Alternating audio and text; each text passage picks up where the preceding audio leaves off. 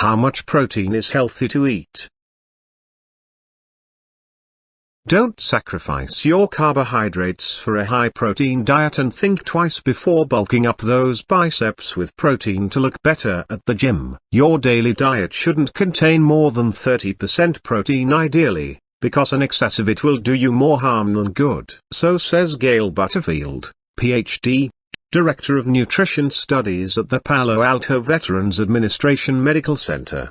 Dr. Butterfield says that excess protein in your diet may have harmful effects. If you increase protein without adding more calories and exercise to your daily life, instead of building muscle mass, you will put your other body systems under undue stress. And eating more protein while increasing calorie intake, but keeping at the same exercise levels, builds an equal amount of additional fat and muscle. Meanwhile, a diet where protein is more than 30% of your calorie intake causes a buildup of toxic ketones. A ketogenic diet, or one high in ketones, pushes your kidneys to excessively flush themselves free of toxins. This can cause you to lose a significant amount of water, which puts you at serious risk of dehydration, especially if you exercise heavily during your workouts. Such water loss will make it appear you're losing weight, when in actuality you're not. Plus, you will be losing, not gaining, muscle mass and bone calcium from this ketogenic diet, while the stress of dehydration can also badly affect your heart. Dehydration from a ketogenic diet can make you dizzy and weak,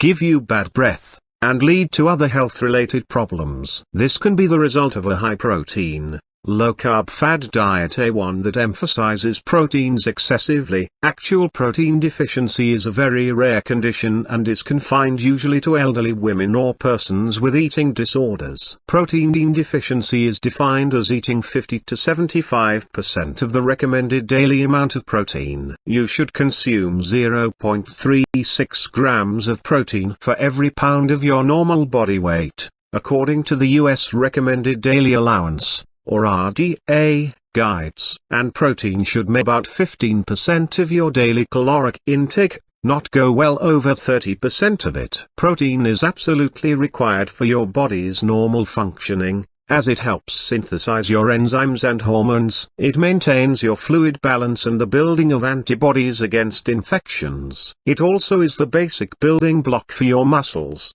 bones, cartilage, skin, hair and blood, and is essential for the formation of all of the cells in your body. You should eat protein-rich foods such as meat, cheese, milk, fish and eggs to get enough protein in your daily diet. You can also find protein in soy products, as well as in combinations of foods such as rice or corn with beans. When it comes to vegetable proteins that you may consume, you should eat a balanced diet rich in fruits, vegetables, whole grains, lean meats, fish and complex carbohydrates, not one heavy in protein alone. But protein is optimal for immune functioning, and you may need heavier amounts of it when injured or otherwise undergoing any serious healing processes. Proteins are made up of several different amino acids, some of which your body can make on its own. But some of them have to be ingested. These are called the essential amino acids. You must eat a variety of foods to make sure you're getting all of your essential amino acids. Lack of these can cause growth failure, loss of muscle mass, decreased immune system functioning, weakening of the circulatory and respiratory systems, and even death. The most common source of protein in the American diet is meat, but milk and other dairy products are rich in it. To avoid too much fat with your protein, eat leaner cuts of meat, and cook without adding fat by baking, broiling, barbecuing or boiling your meat.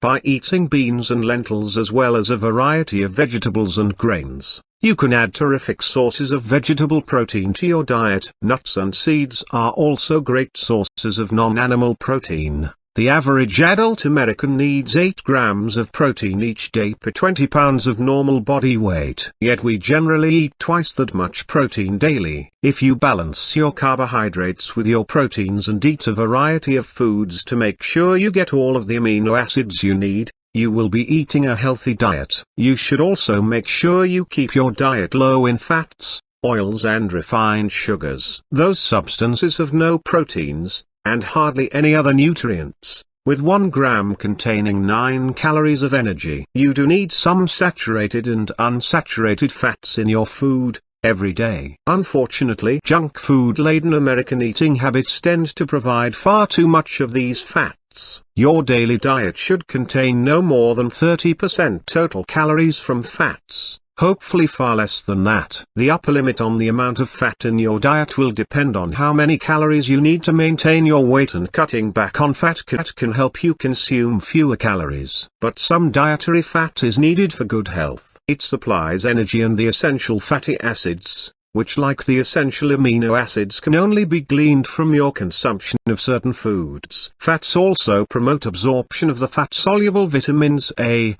D, E and K. High levels of saturated fat and cholesterol are linked to increased blood cholesterol and put you at risk for heart disease. Fat is also associated with protein-rich foods such as meat and dairy products, so you should lower the daily amount of protein and fat that you consume to an acceptable level, while raising the amount of complex carbohydrates you consume to at least 50% of your daily calorie intake. This will ensure that you are eating a proper and not a fad, or risky to your health diet every day. Eating meals and snacks rich in whole grains, fruits and vegetables, as well as some high protein and certain fatty foods, will help you to obtain your desired weight and to keep fit, not fat.